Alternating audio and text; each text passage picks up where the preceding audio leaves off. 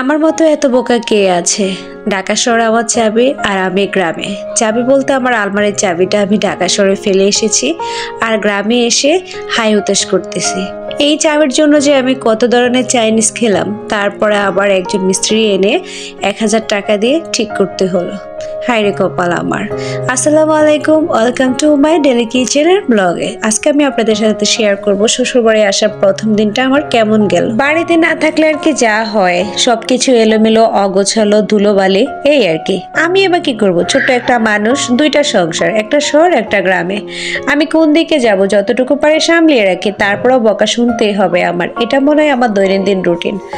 যাই হোক, অফ ক্যামেরায় পুরাটা ঘর পরিষ্কার করে নিলাম, যতটুকু পারলাম ভিডিও করে আপনাদের সাথে শেয়ার করলাম। ভিডিও করতে গিয়েও যথেষ্ট বকা খেতে হলো। তারপরেও বললাম যে আমার তো কতজন ফ্রেন্ড আছে বা বন্ধু আছে, তাদেরকে আমার শেয়ার করতেই হবে।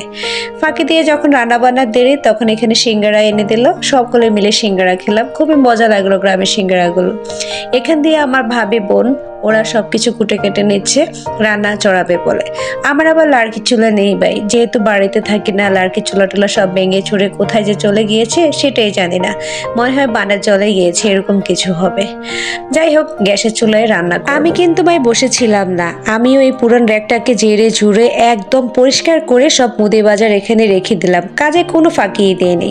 এখান দিয়ে ওরা একটা রান্না চড়িয়ে দিয়ে আরগুলো কুটাকাটা করতেছে, যেহেতু অনেক রান্না আর অনেক মানুষ একসাথে খাবো, তাই এমনিতেই প্রায় 3টা বেজে গিয়েছে।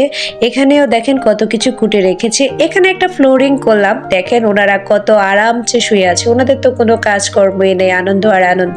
ছোটবেলায় আমরাও মনে হয় এমন আনন্দ করেছিলাম। যাক, তাদেরকে তাদের মতোই থাকতে দিলাম। এখান দিয়ে দেখি দুলাভাই কি করছে। ও, তিনি আবার খাটে কম্বল বিছাচ্ছে। কেউ হাসবেন না কম্বল দেখে, কারণ আমাদের জাজিমটা যেহেতু ফ্লোরে নিয়ে গিয়েছে, এখন এই খাটে তো আর ওইভাবে শোয়া যায় না, তাই কম্বল বিছিয়ে নিলাম যেন শুতে কষ্ট না হয়।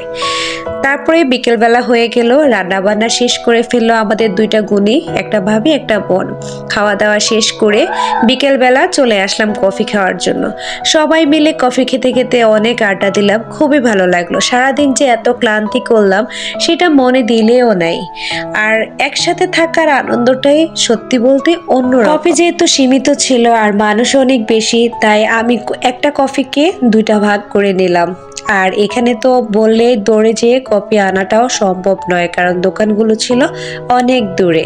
কথা হচ্ছে গিয়ে কফি খাওয়া, আর কোনো কিছু নয়, হোক সেটা অল্প আর বেশি। গরম পানি হলেই হবে, কারণ গ্রামে তখন এতটাই শীত ছিল যে একটু হালকা গরম গরম কফি বা চা হলেই আমাদের জান বেঁচে যায়। কফি বানাতে বানাতে আমার হাজবেন্ডের সাথে এক পলক ঝগড়া হয়ে গেল। পুরুষ না, যাই বলবে নিজের কথাটা সবার উপরে।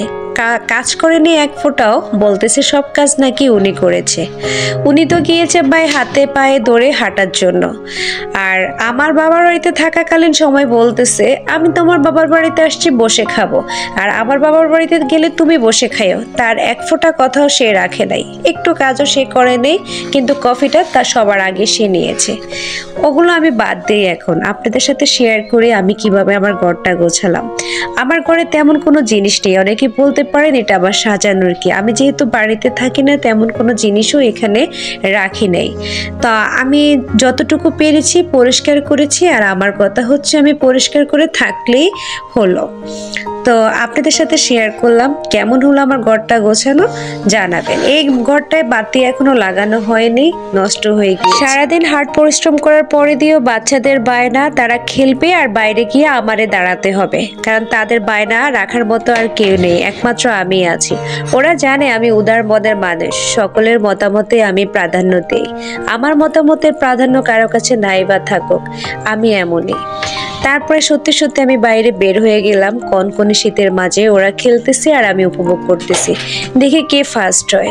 নেহামণি প্রথম থেকে সবার সাথে খেলতেছে আর সবাই হেরে যাচ্ছে। এখন আমার বাইয়ের ছেলেটাও হেরে গেল, নেহামণি ফার্স্ট হয়ে গেল। ও ফান করে নেহাকে একটা বাড়ি দিয়ে সরে গেল। লাস্টে নেহামণির সাথে খেলতে আসলো মুনতাহা। 2 বান্ধবী, একই রকম চলাফেরা তাদের সকল সময়। যাকগে, অবশেষে মুনতাহে ফার্স্ট হয়ে গেল। নেহামণি কিন্তু হেরে গিয়েছে। যদি ধরি তাহলে এখানে দুজনেই জিতে যায়, নেহামণি যেহেতু প্রথম থেকে খেলতেছে। তো আসসালামু আলাইকুম। আমার আজকের ভিডিও কেমন লাগলো অবশ্যই আপনারা কমেন্টে জানাবেন। খোদা হাফেজ।